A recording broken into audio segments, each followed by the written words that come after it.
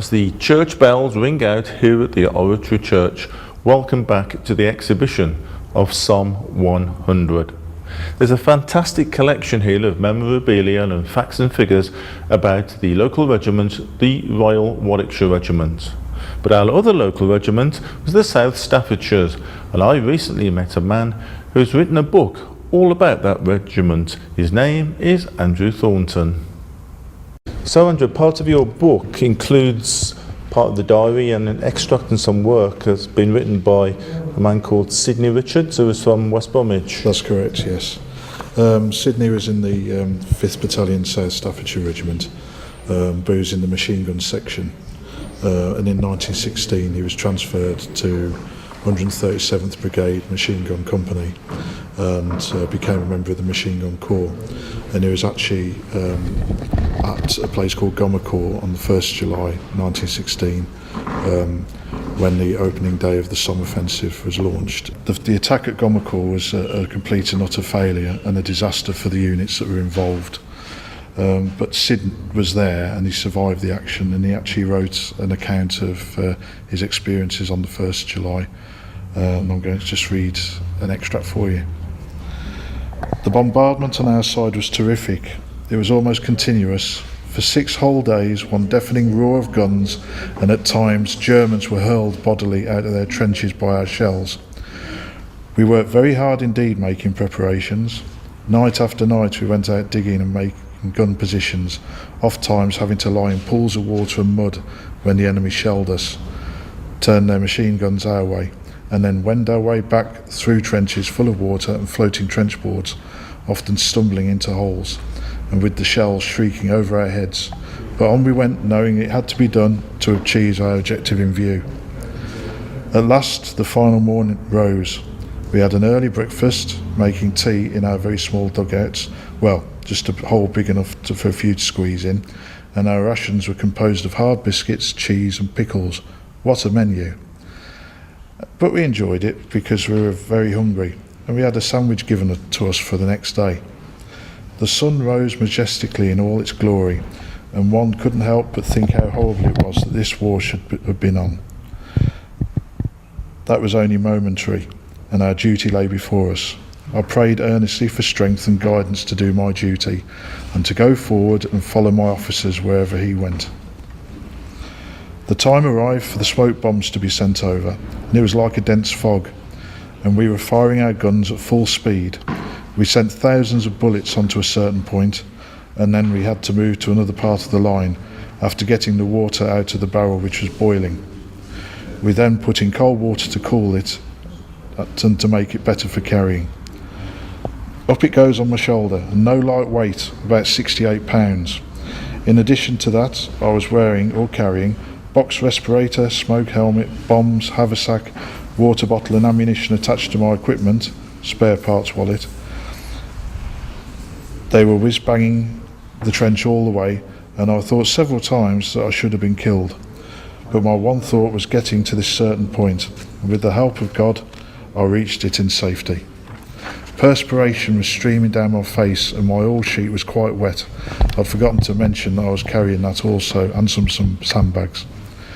We were unable to get to the position, and the order came along to fire from our former positions. So up with the gun again, and back we went, passing wounded men on the way.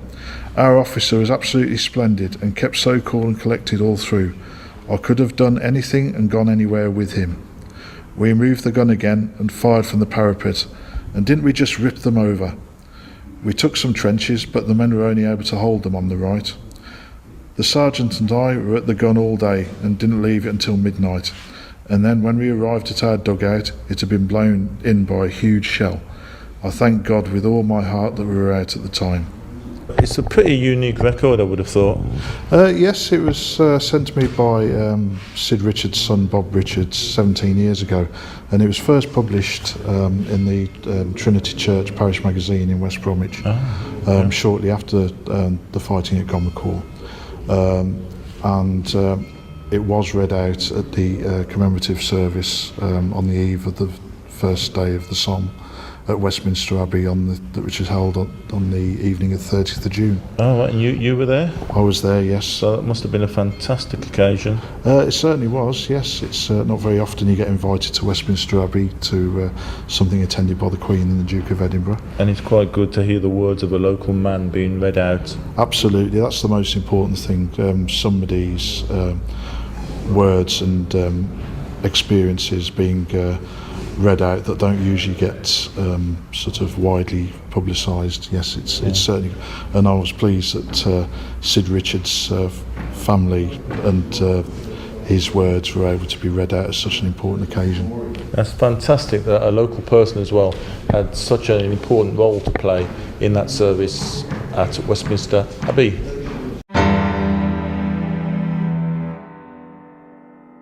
Now, often people ask how they can find out more about World War I.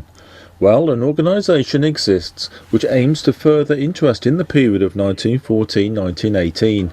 It's called the Western Front Association, and I spoke to their vice chairman at a recent Western Front Association conference in Birmingham. We've been established now well over 40 years. Main aims are commemoration and also education about the Great War. Obviously there are new generations coming through, especially with the centenary, with a massive interest in that. So very much our 6,000 plus members are a great fund of knowledge for all kinds of media and people who want to find out about the Great War. But we want to commemorate people not just on the British side, but all the combatants, including the Germans, who were involved in that great conflict. There are branches of the WFA which regularly meet in Birmingham and Wolverhampton.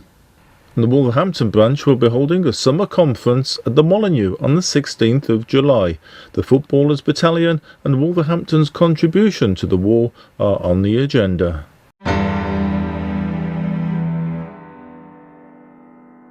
So here at the exhibition there's certainly plenty to see and plenty for youngsters to look at as well, and I think you've quite enjoyed the exhibition, haven't you? Yeah. Yeah, so what have you liked? So you've liked this, haven't you? Mm. Yeah, I'll tell you what you can do. Do you want to do a little link for us? Have a read of that. You are watching Somme 100 now this.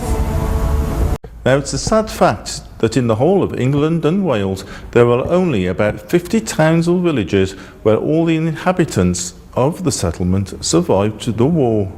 These are called thankful towns, and sadly no town or village in the West Midlands survived unscathed.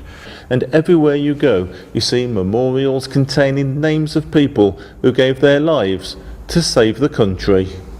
Tony Woolley is trying to photograph every memorial in Birmingham. I've located and recorded now over 200 memorials, and although all the memorials are special, there are a couple which I feel a little bit more. There's a couple here, for example. This one here was to Lieutenant Abbott, and it's in St James's Church in Handsworth. This one is a bronze statue, full-size statue of Lieutenant Abbott. And the actual mask on it, the face, is that of Lieutenant Abbott. The other ones I do like, and there is a number around Birmingham, is stained glass windows. Yeah. This one here is to Corporal Parker, which is in church in Highgate. And as you can see, it is a replica of Corporal Parker, and again the face supposedly is that of Parker himself. Now here on Somme 100 we're at the Oratory Church on Hagley Road near Five Ways at a special World War I exhibition, and part of the exhibition is this fantastic piece by the West Midlands Fire Service Heritage Group, and here to tell us all about it is Tony Woolley. So Tony, thank you for joining us. So tell us a little bit about your work. Birmingham lost about a third of its strength of firemen who were called up to go back into the Army and the Navy. So what you've got here is a record of the people that served or people that were killed? Both, yes. At the centre we've got the Roll of Honour, which is all the firemen that's served during the First World War, and then around that, particularly the ones with the poppies, they're the ones that were killed, and there was 8 of them. So they were killed in service in France and Belgium. As you see, most of them were actually ex-naval, and a lot of terminology in the fire service is naval terminology. 5 of our firemen were awarded medals to one. 4 of them were awarded military medals, and the 5th one was awarded the Distinguished Service Medal for valour. Now this is a ceremonial helmet that would probably been worn in 1916 time, wasn't it? That's and correct. You've got things like this, a special museum where people can get in touch with you about their relatives. Yes, we have Aston Fire Station, which is in Presby Road, Aston, in Birmingham. We have a museum, which is the Heritage Museum. And if anyone would like to come, then if they get in touch with us, they'd be more than welcome, and we'd like to show them around. Excellent. Right, thank you very much, Tony. Thank you. You're watching Somme 100 on Big Centre TV. We'll be back after the break.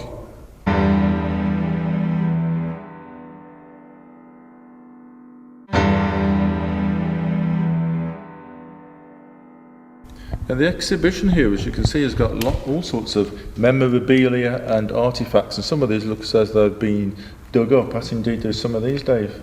Yes, that's correct. Some of the objects on display are what we call battlefield relics. This one is the remains of a British Lee Enfield rifle, complete with wire cutters. As you can see, there's no woodwork left on it, as this is deteriorated over the years, and this is the normal state if a rifle is now found in the battlefield. This is the state it would be found in. So I guess the chances of finding something like that big rifle are pretty remote, but I do know that you can easily find lots of small things like these shrapnel balls, can't you? Yes, these are still coming to the surface in France at the moment and on the Somme, and they're quite regularly found. Again, an harmless object that you can still pick up. The thing we've got here, the display here, is the makeup of a British 18-pound shell. These are still turning up to this day on the Somme and should always be treated with respect and never touched. Same with any ammunition found on the same battlefields. In fact, when we were on the battlefields with Terry, we actually found a pile of them that had been dug up and just left at the roadside. Yes, that's correct. Normally when they're dug up, they're left at the roadside to be collected later by the French or Belgian bomb disposal personnel. But certainly empty ones are collectible.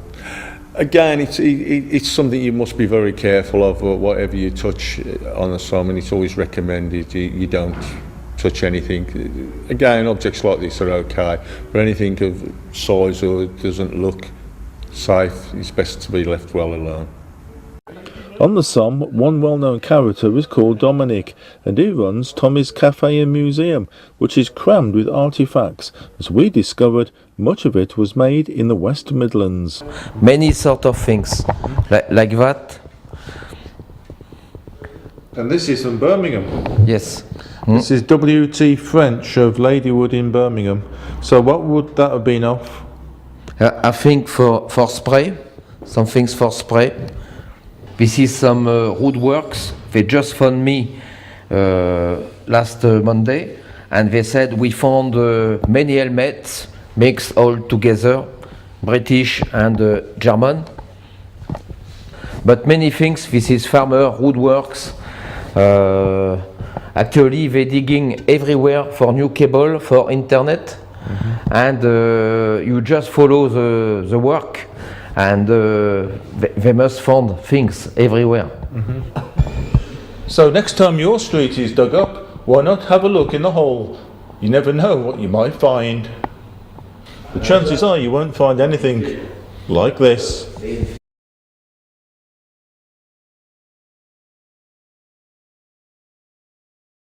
And now we delve into the Ocean Villas Museum, and it didn't take us long to find a connection with the West Midlands. So this is the impressive collection that one man has built up over a period of almost 80 years. Just tell us a little bit about the exhibition. So this is one man's collection. He's a gentleman called Andrew Thornton.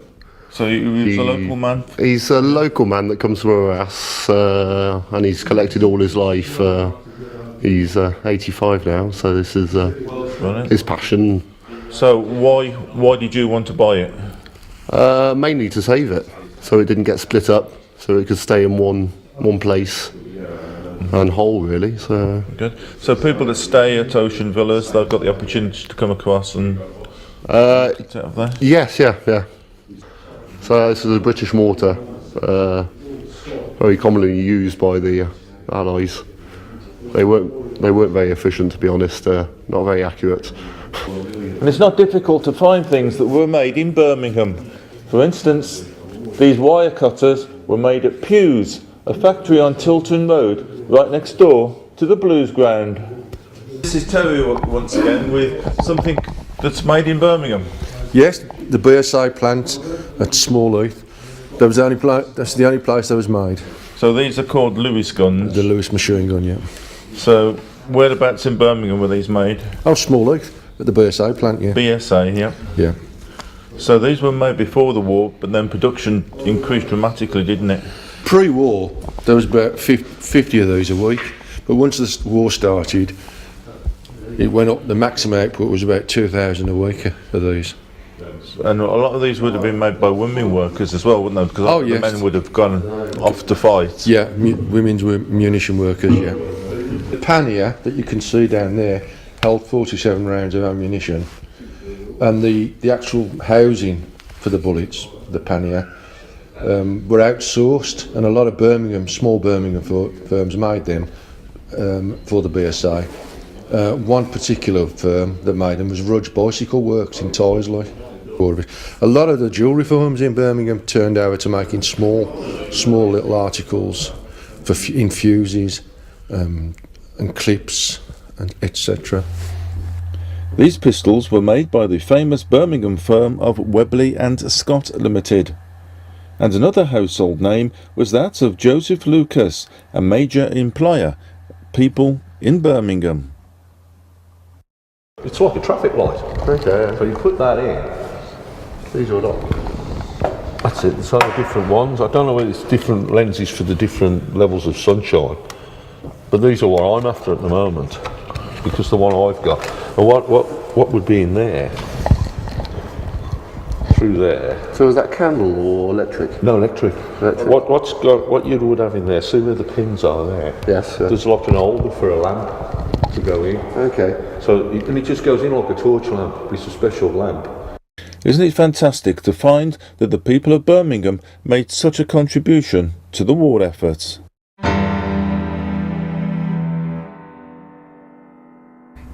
Although the average man on the street in the factory didn't know it, the artillery that was first supplied to the British forces wasn't very efficient, but this soon improved as the war progressed. One of the amazing facts that it came out with was the artillery and how poor the artillery seemed to be in 1916. The average man in the street would be working hard making this ammunition, assuming it was going to be used, it was going to turn out well, but presumably they didn't realise just how poor some of that equipment was. The British Army expanded tenfold in the first 2 years of the First World War, and that meant that quality control of equipment and training of men dropped proportionally. It was inevitable. That meant however good people were and however hard they worked, the artillery with the shells just wasn't going to work as well as it needed to. It wasn't again until after a further 2 years that the gunners were well enough trained, that there were enough guns and enough shells to do what artillery needed to do, which was bring down such a massive fire on the enemy that your infantry can advance with a good chance of survival and of winning. That wasn't true particularly on the first day of the Somme, where across 2/3 of the British line the artillery bombardment had failed and there was a massacre. Historian and author Michael Stedman then gave us his view on the shell crisis. It's interesting, in 1915 it was necessary for the British Army to use shells that were manufactured in small manufacturers, small companies that previously were being employed to do different things. So you'd have companies that were manufacturing engineering equipment, making tools, making scaffolding, you name it. But high-grade steel, the sort of steel and copper, zinc that was required for shell manufacture, to bring all of those facilities together in one location meant that there was a really inadequate manufacturing system in place in 1915. Now by 1916 things were improving massively. So 1915 the number of shells that fell short and the number of shells that were duds that didn't explode is very considerable in proportion, possibly as much as 40-45%.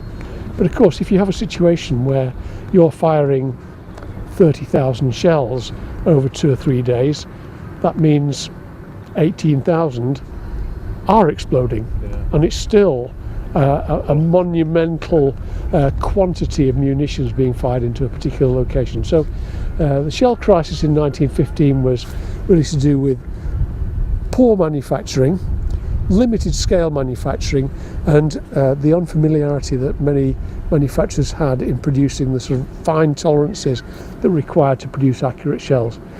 By and large, those problems have been resolved in 1916, and thereafter the calibre of shells that are being produced changes. They develop new fuses, which means that shells explode on impact, not just half a second later.